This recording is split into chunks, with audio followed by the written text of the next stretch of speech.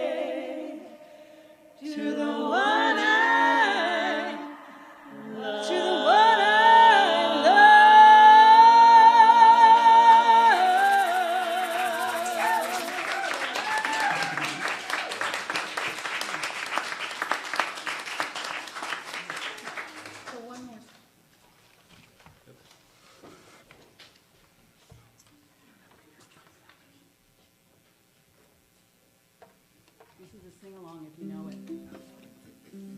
Even if you don't. It is in there somewhere, but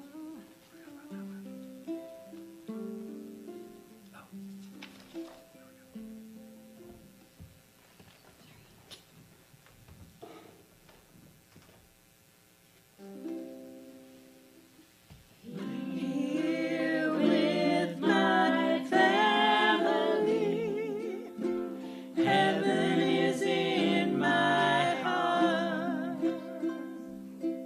I sing of the love I have, and know we're never apart. One heart, one life we live. One heart, one life we live. Here with my family, heaven is in my heart. I sing of the love I am, and know we're never apart. There is only one heart,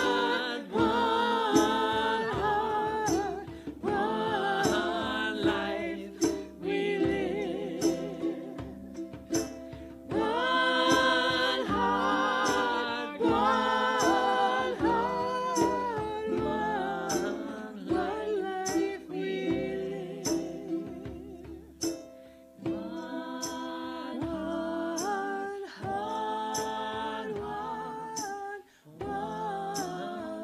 life we live.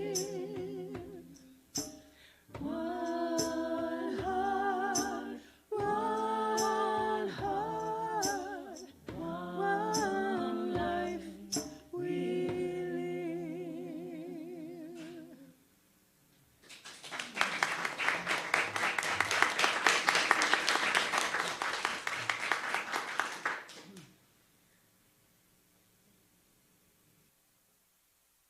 Good morning.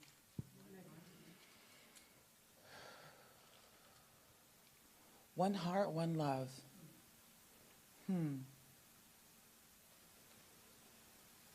So this morning, knowing that there is only one heart, and there is only one love, and there is only one divine presence, and that presence is God. And God is the very presence that lives and breathes in, as, and through me, and in, as, and through each and every person within the sound of my voice, within each and every person on this earth, regardless of appearances. And so today, I declare that today is a day of love. It is a day of relationship. It is a day of awakening. It is a day that is filled with all the goodness and the graciousness of the universe. This day is God's day. This day is my day, because God is the very presence that lives, breathes in, as, and through me, and in, as, and through you. So love is the answer. Regardless what you feel may be going on, what I know is love is the answer. And so I say thank you, God. Thank you for love. Thank you for freedom. Thank you for family. Thank you for relationships. Thank you for Rev.Frances, CSL, for the musicians of today. I say thank you for all of this and so much more. And so now I release my word into the full activity of love and law, knowing that my word will not return to me void, knowing that it is done. And I anchor this by saying, and so it is. And so this morning, I'm going to take you through a meditation. Oh.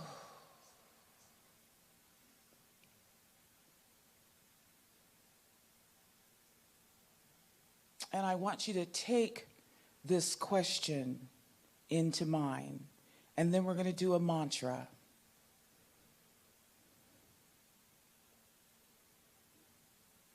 If God is the world, what is there to fear? And the mantra we're going to use is, I surrender my life to the power and presence of God. And just breathe in and say that lightly to yourself. I surrender my life to the power and presence of God.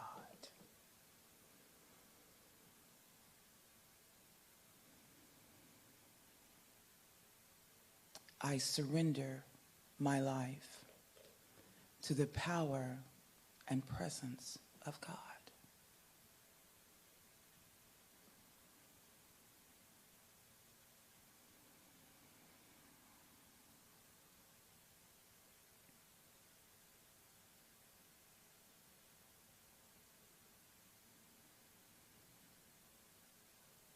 I surrender my life to the power and presence of God.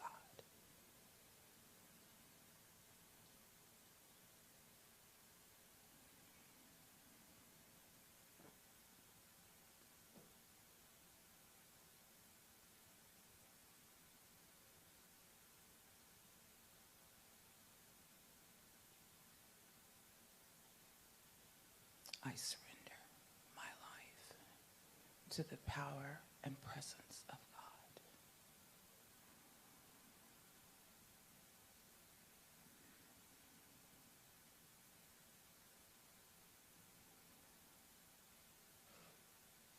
I surrender my life to the power and presence of God.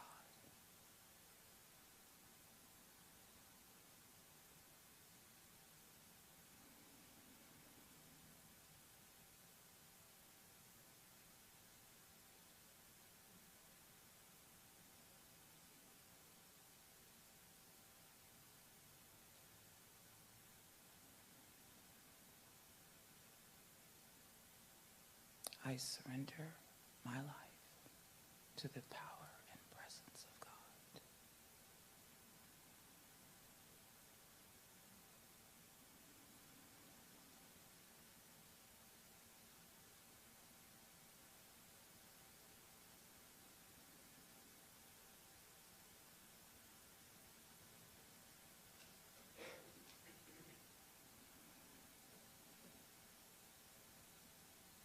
I surrender my life to the power and presence of God.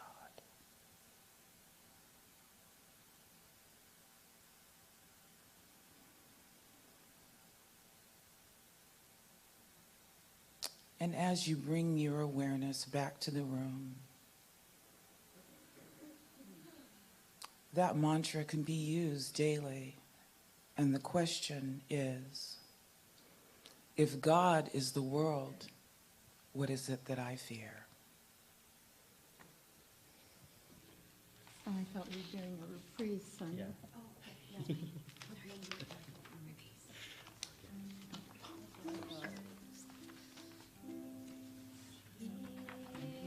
With my family, heaven is in my heart. I sing of the love I have, and know we're never apart.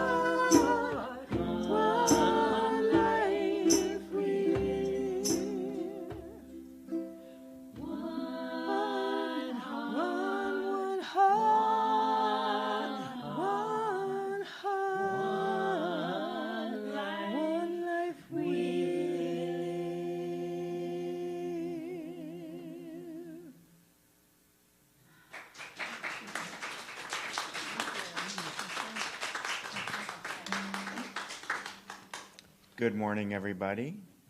We have something special for you this morning. I'm going to do a reading today, and it's out of this wonderful book, The Essential Ernest Holmes. I went to my bookshelf, and this is the one that jumped out at me. So I have 3 sections I want to read to you.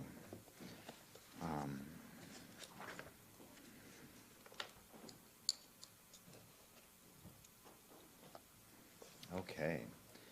Everybody automatically attracts to himself just what he is. And we may set it down that whatever we are, however intolerable the situation may be, we are just where we belong. There is no power in the universe but ourselves that can free us. Man must bring himself to the place in mind where there is no misfortune, no calamity, no accident, no trouble, no confusion, where there is nothing but plenty, peace, power, life, and truth. He should definitely daily use his own name, declare the truth about himself, realizing that he is reflecting his statements into consciousness, and that they will be operated upon by it. This is our ultimate thinker. There is one ultimate thinker, yet this thinker thinks through all of us. That is why our thought is creative. That is why we think at all. The universal mind is incarnated in everyone. Every man has access to it. Every man uses it, either in ignorance or in conscious knowledge. In other words, the mind of each one of us is the mind of God, functioning at the level of perception of life. Just let that in for a moment. Operating at the perception of life. Consciously using it, we bring into our experience today something we did not appear to have yesterday. A better environment, a happier circumstance, more friendships, more joy. These manifestations are the nature of reality. And one last section here for you. I believe that all things are governed by an immutable and exact laws. These laws cannot be changed or violated. Our ignorance of them will offer no excuse for their infringement. And we are made to suffer not because God wills it, but because we are ignorant of the truth of our being. We are individuals and have free will and self-choice. We shall learn by experiencing these things, mental and physical. There is no other way to learn, and God himself could not provide any other way without contradicting its own nature. The spirit is subject to the law of its own nature, and so are we. I do not believe in hell, devil, or damnation, in my future state of punishment, or any of the strange ideas that have been conceived in the minds of morbid people. God does not punish people. It is one thing to believe in hell and damnation, and quite another proposition to believe in a law of just retribution. Take all that in today, and I invite you to just sit with that. Thank you.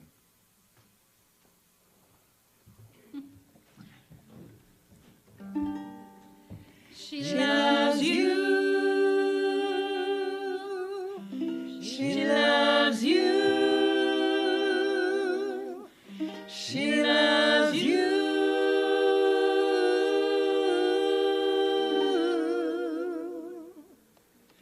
You think you've lost your love? Well, I saw her yesterday. It's you she's thinking of. And she told me what to say. She said she loves you, and you know that can't be bad. She loves you, and you know you should be glad. She said you hurt her so.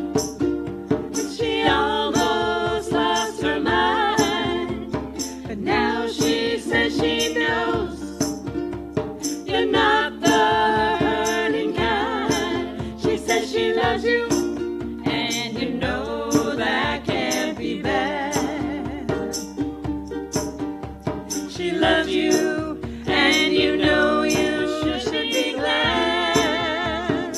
Ooh, she loves you. Yeah, yeah, yeah. She loves you. Yeah, yeah, yeah. With a love like that, you know you should be glad. You know it's up to you. I think it's only fair. Pride can hurt you too. Apologize to her because she loves you, and you know that can't be bad.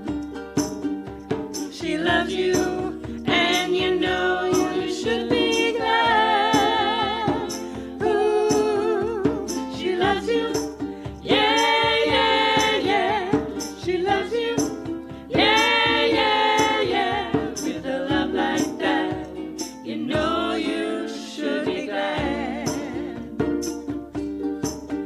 With a love like that, you know you should be glad.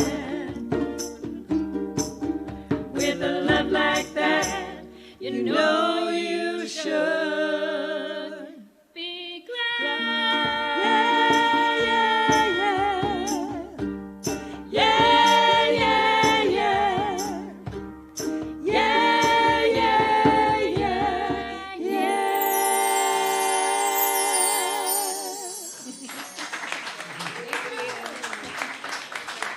Bravo. Phenomenal. Oh, so today we start a whole new series on living everyday experience relationships. As Mona mentioned, the relationships we have with ourselves is the foundation upon which all relationships are formed. And this is our focus. And so the way we relate to ourselves, to one another, the world, the universal power, they're all interconnected. And we are reminded of that phrase that Ernest was fond of repeating. Actually, some churches even have it engraved on their walls. And it goes, there is a power for good in the universe, and we can use it. So that's really what we're looking at. How do we use that in our relationship? So I want to say this morning that we occupy a powerhouse. Had you thought about that? That we're just, everything about us is a powerhouse. And it contains its own trinity. Me, myself, and I. And so the Aramaic translation of Matthew 5:48 says, "Be ye perfect, even as your Father in heaven is perfect." Doesn't that make you groan? I mean, have you ever thought about that phrase? I said, how can I be perfect? That's too high a bar. Well, fortunately, we have a scholar in Neil Douglas Klotz who provides the actual translation from the Aramaic, which was the language Jesus spoke, and it reveals the real truth of this phrase to us. And so what it translates as in Aramaic is, be complete, not perfect. Be complete. Develop yourself to the fullest degree. Just as the source of all, which is the translation for Father, just as the source of all constantly bears fruit, completing all movements in unity. Isn't that a beautiful translation? So different. So what it is we're inviting all parts of ourselves to come home, like the song sang, that was just sung. The Aramaic word for perfect, which is gmar, comes from a verb that means to accomplish, to be complete. And Neil Douglas Klotz gives us an expanded interpretation of this passage. Be fulfilled in all yourselves and know them until they cease to know themselves. Grow with them until they outgrow themselves in a reborn I am. The knowing, growing, parenting of the cosmos completes itself through you. And that, if you want to get into Neil Douglas Klotz, that's from The Hidden Gospel of Jesus. So a similar saying is in the Gospel of Thomas: when you come to know yourselves, then you'll be known. And you will realize that you are children of the living Father. But if you do not come to know yourselves, then you exist in poverty, and you are poverty. So the goal is completeness or wholeness. How do we get there? Well, we've got to look at this powerhouse that I talked about earlier. And so if you could imagine at the top, in what you'd call the attic, that's the I, or the I am. And then in the second floor of the house, you have me. I like to use me to describe the mediating experience, that part of us that is really the subjective, universal subjective mind, the law, the creative medium, that mediates between spirit and our human form. And then the bottom part, the first floor, that's the nice part of the house, you know, the part that you usually keep pretty neat and clean. So that where the front door is and people come to see you and you welcome them in, that's the body. And every part of the house is sacred. Now, the Supreme Court doesn't know that. They forgot that the body is sacred. And each of us owns our own body. So Ernest Holmes writes, I believe in a direct communication between the spirit and the individual. And this universal spirit personifies itself through each and all. And it's a beautiful and unavoidable conclusion. So what we know about ourselves, what we know for ourselves, becomes the truth in our experience of life. And our relationship with our own selves, by our mental equivalent, becomes the law of our lives.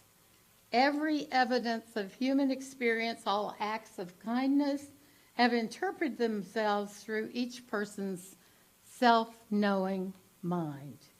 And all that we consciously know, say, or think, feel, or believe, fear or doubt, is some reaction of the self-knowing mind. So while we're here in this life, we walk a line between our mortality and our immortality. As Johnny Cash would sing, I walk the line, I walk the line. Mortality is screaming at us, don't screw up this incarnation. Don't blow your life. You have a precious life to attract love, joy, and creativity, and let it pour forth through you. And the voice of immortality says, know that you are an eternal being which can free you from fear, greed, and ignorance. Our mind can't wrap itself around the idea that we're one with the infinite. But the key is to stop being afraid to make mistakes. In film production, they do takes for each scene. Take 1, take 2, take 3. Sometimes a filmmaker will do up to 50 takes of a crucial scene. And you could say about any misdirection in your life, I missed my cue. I spoke the wrong line. And you can get a new cue from your inner self and say, let's do another take. I don't have to beat myself up over that. Michael Beckwith writes, you can't divorce yourself. Don't you love that? I never thought about that before. You are the only person you can't divorce. If you're with yourself just the way you are, will you be happy? It's a good question. Let your answer guide you to the qualities that you would want to cultivate or the mental habits you would want to change. So what are 3 things that you don't like about yourself? Or that you might want others not to know about? Or what would I change in my life if I stopped hiding these things from others? How many identities can I list as parts of myself? I'm a mother, a grandmother, a teacher, an artist, a sister, a writer, a minister, a citizen, diplomat with Irish American and Native American and German Jewish ancestry. How do all of these aspects interact and relate to each other? How does my relationship with myself impact those closest to me? How do my self-judgments and fear affect them? Am I using that power for good in my life right now? How am I balancing all the parts of my powerhouse that I occupy? So whatever focus your eye sees, if your choice is aligned with its fullest potential, with that wholeness we talked about earlier, if it is, it carries your focus through to the quantum wave. It sets up an echo wave to see if your specific potential can become real. It's your intuitive sense in every dimension that goes through past, present, and future. And the answer will come back, okay, what you want can now become reality, and it begins to manifest for you. All minds respond to the implicate order of growth. And that whole phrase, implicate order, was coined by a physicist named Bohm. He talked about the implicate, that which is deep within, and the explicate order, which is without. So when individuals choose to use a power greater than they are to grow spiritually, it is that choice that makes us free, or, if unused, it destroys us. Some of the hardest cases, people on whom society has completely given up, murderers, paranoiacs, thieves, have taught us the most potent lessons. Nothing is impossible. There is a way to get from point A to point B, no matter how limited your skills are at the present. And you can't desire a thing. Something isn't placed in your heart's desire unless the potential is already there. And it's enfolded within your full potential self. It's all there in your powerhouse. So how do we get to the thought forms that are causing all the problems? Because there must be some thought form that's in the way.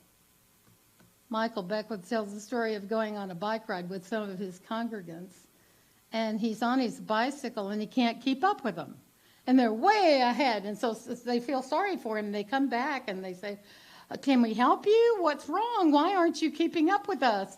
And he said, I don't know, but I just can't keep up with you. And I'm in good shape. I work out every single day. And finally, thus, we have some little hidden thought in our mind that is blocking us. So, one way that we can get around problems is to use our ISP, not ESP, ISP. That's intuitive sensory perception. Take Nikola Tesla.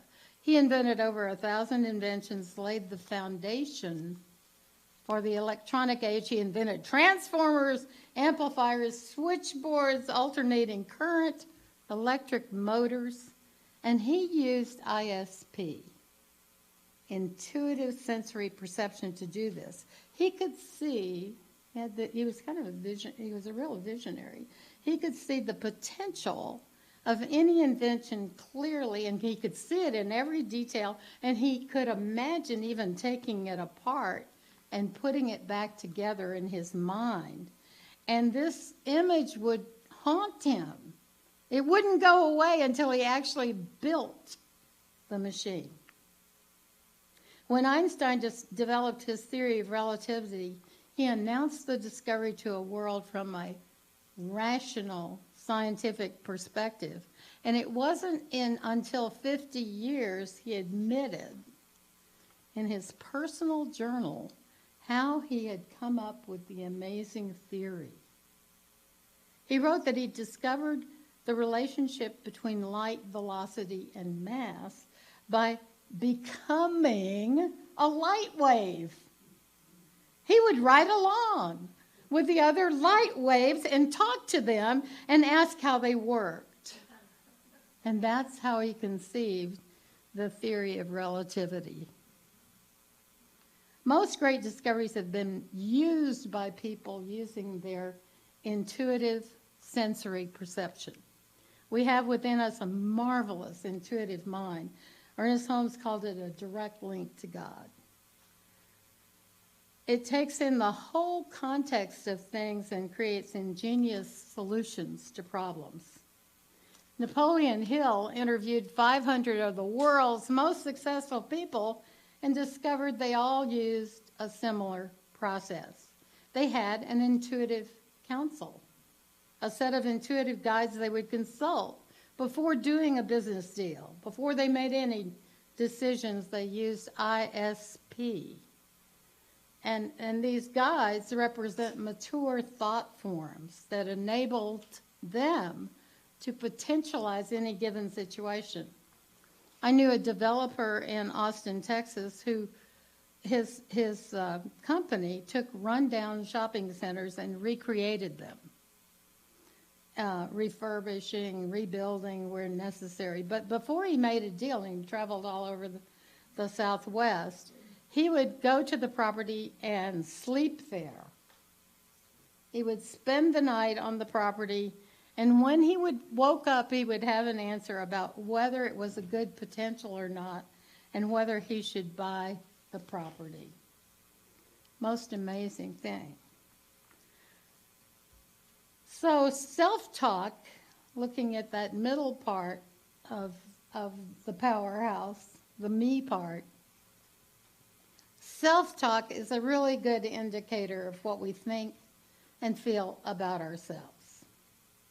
I'm such a fool. When will I ever learn? You have no business eating that piece of cake. You already weigh 145 pounds. I meant to say 190. No. But each of these inner dialogues indicates some level of blame or shame or self-incrimination. So when you engage with such discourse and criticism, it's not really healthy for you. You can find some sort of hidden affirmation that is causing things to happen in your exterior world, like, God, I'm so clumsy, could be, I can't be clumsy. I just because I knocked over a glass doesn't give me the right to judge or label myself as clumsy. So I am now an expression of gracefulness in all ways. So think about how you apply this in your daily life. Gurdjieff said we needed to go to an observer level of self and notice what we're telling ourselves. We tell ourselves horrible things. So learn to unfold the full potential of the mind by noticing what you're saying to yourself. Practice, practice, practice. It's good to meditate first thing in the morning. Find a technique that works for you. There's lots of them, like the mantra meditation that Mona just did with us. That's a wonderful style of meditation. Mindfulness meditation is another. Listening to music, looking at a candle. There's so many different practices. But I had a Sufi teacher that said, find one that works for you and do it all the time. So the other way is to circulate your life energy in the world. Find a place where you can serve and give of yourself. And as you circulate that flow of goodness, celebrate the flow of good that flows into the lives of others, and begin to practice self-love. Charlie Chaplin wrote these words. He said, as I begin to love myself, I find that anguish and suffering are the only warning signs that I was living against my own truth. And today I know this is authenticity. As I begin to love myself, I understand how it can offend somebody if I try to force my desires on this person, even though I know the time was not right and the person wasn't ready for it. Even though this person was me, today I call it respect. As I began to love myself, I stopped craving for a different life. I could see everything that surrounded me was inviting me to grow. And today I call it maturity. As I begin to love myself, I understand that at any circumstance, in any circumstances, I am in the right place at the right time, and everything happens at exactly the right moment. So I should be calm. Today I call it self-confidence. As I begin to love myself, I quit stealing my own time and stop designing huge projects for the future. And now I only do what gives me joy and happiness, the things I love to do. And I do them in my own way, in my own rhythm. And today I call that simplicity. As I begin to love myself, I free myself of anything that isn't good for my health. Food, people, things, situation, everything that drags me down and away from myself. And I call this attitude healthy egoism. And I know it today as love of oneself. So as I begin to love myself, I quit trying to be right. And ever since I was wrong less of the time, today I've discovered modesty. And as I begin to love myself, I refuse to go on living in the past and worrying about the future. Now I only live for the moment where everything is happening. And today I live day by day, and I call it fulfillment. As I begin to love myself, I recognize that my mind can disturb me and make me sick. But as I connected to my heart, my mind became an ally. And today I call this wisdom of the heart. We no longer need to fear arguments, confrontation, or problems with ourselves or other people. Even stars collide. And out of their crashing, new worlds are born. And today I know that is life. So self-care is a wonderful practice. Know that you have value and worth, and you exist in a powerhouse, a temple of the Holy Spirit. So this week, with wonder in your heart, explore yourselves, get to know yourself as if you were going out on a date with you. Begin to fall in love with you.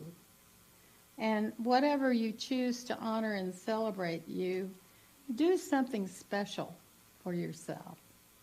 And this is where you're sometimes asked to contact a trusted friend, a minister, a practitioner, to guide you on the path of rediscovering how spiritually magnificent you already are.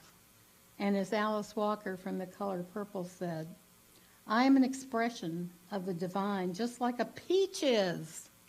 Just like a fish is. I have a right to be this way. I can't apologize for that, nor can I change it, nor do I want to. We will never have to be other than who we are to be successful. We realize that we are, as ourselves, unlimited, and our experiences are valid. It's for the rest of the world to recognize this, if they choose. God bless you all. Have a great week.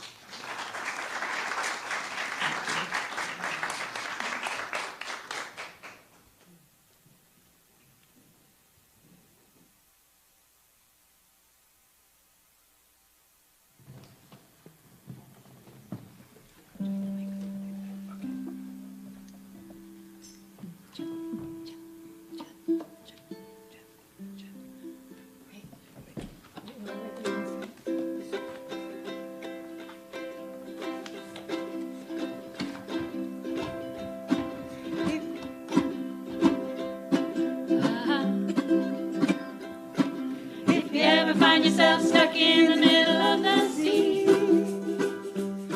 I'll sail the world to find you. And if you ever find yourself lost in the dark and you can't see, I'll be the light to guide you. Find out what we're made of when we are called to help our friends in need. You can count on me like 1, 2, 3, and I'll be there. And I know when I need it, I can count on you like 4, 3, 2, you'll be there. 'Cause that's what friends are supposed to do, oh yeah. Ooh, ooh, ooh, yeah, yeah. If you're tossing and you're turning and you just can't fall asleep, I'll sing a song beside you. And if you ever forget how much you really mean to me, every day I will remind you. Find out what we're made of when we are called to help our friends in need. You can count on me like 1, 2, 3, and I'll be there. And I know when I need it, I can count on you like 4, 3, 2, and you'll be there. 'Cause that's what friends are supposed to do, oh yeah. Ooh, ooh, ooh,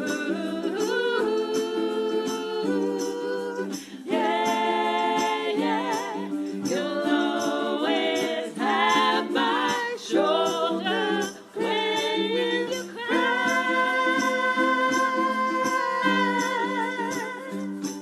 I'll never let go, never say goodbye.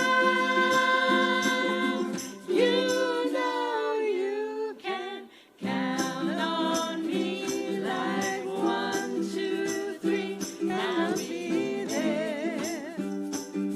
And I know when I need it, I can count on you like 4, 3, 2, and you'll be there.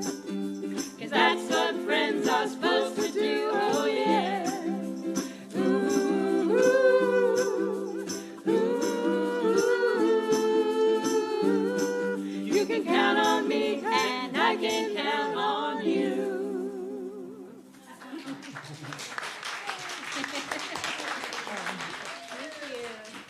So it's time for our offering. Would the ushers come forward, please?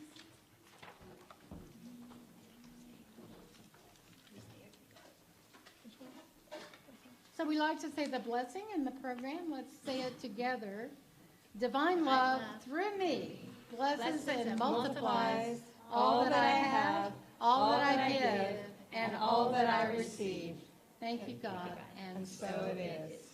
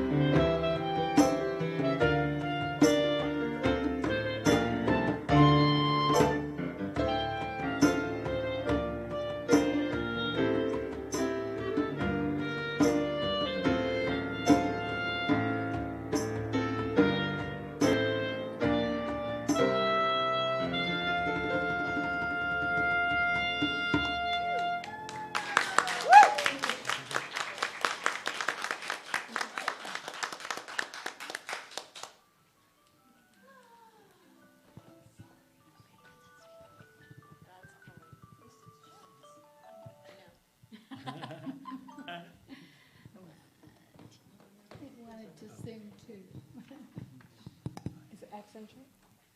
Wait, no, Was it not yet. healing prayer first? Do we do have something? No, it was the healing prayer. So taking a deep breath in,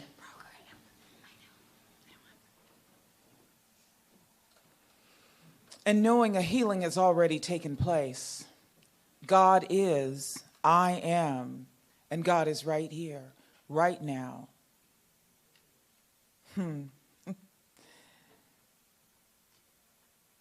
So I know that as we take the understanding of self-love, knowing that the power and presence of God lives in, breathes in as each one of us, I know that a healing has already taken place. All I need to do is ask, and God says yes. I say how, and God relays to me the message in a loving and kind manner, and I am obedient. I surrender to the power and presence of God that lives and breathes in, as, and through me. And as I know this truth for myself, I know this truth for each person that is within the sound of my voice. All we need to do is ask. God says yes. So right here and right now, I know the healing has already taken place. And I say thank you, God. Thank you for your love. Thank you for your power. Thank you for the potential that lives within me. Thank you for teaching me about self-love. Thank you for Rev.Frances and the message. Thank you for the band today. Thank you for the musicians. Thank you for the audio. Thank you for the practitioners. Thank you for each person that is here, God, because I know where two or more are gathered, we're in the presence of God, and there's power in that. I say thank you. And so now I release my word to the full activity of love and law, knowing that what I've declared is already done, knowing that my word will not return to me void. And I anchor this by saying, and so it is. And so it is. So the announcements quickly. First of all, our beloved Stan Lee, who was on our Board of Trustees, passed away this past Monday. He was born in October 9th, 1940, and passed on June 27th of mesothelioma complications. His memorial service will be this Saturday, July 9th at 10 o'clock here at the center. They are requiring masks because we expect over 100 people. So, they wanted everybody in the congregation to know, and if you can come, that would be wonderful. We have tickets now to Graceland, and if you read the newsletter we sent out, you'll see that we have a Filipino Elvis and his band from Graceland, Manila, and he's really fun and fabulous. He won top 10 Elvis impersonator a couple of years back. And anyway, Pam Migliosi will be here, over here. There's a seating chart. If you don't know where you are, you can be seated. We know where the holes are, and you can come and get a ticket. And then just look in the program for the movies in August and the classes starting in August. We're not going to do oral announcements till after our Graceland event, but it is going to be a blast with a sock hop, a burger buffet with Elvis burgers and infinity burgers for those who are vegetarians. You'll get there sooner. Anyway, it's going to be a lot of fun. We also have a dance troupe from Giselle Brock, who's providing 3 kids doing Lucky. It's one of Elvis's songs about luck, and they're cute. They're going to do, and then we have Dane Norman doing also some songs from the 50s with his as a duo. So lots of wonderful entertainment. We have a silent auction and a live auction, and there's lots happening. It's going to be great fun. And so get your tickets today. I also want you to sing along now to our theme song, Accentuate the Positive, that haven't the ukulele players been wonderful? It's wonderful. I said to someone, I feel like I'm in camp. So great. Anyway, let's sing along to Accentuate the Positive.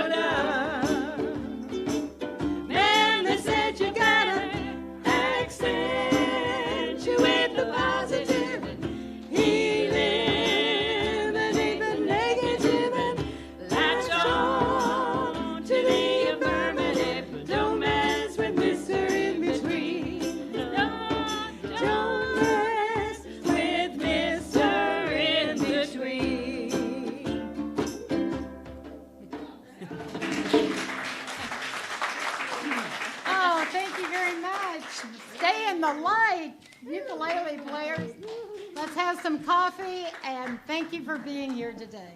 See you next week. Tickets are over here. As soon as Pam gets here.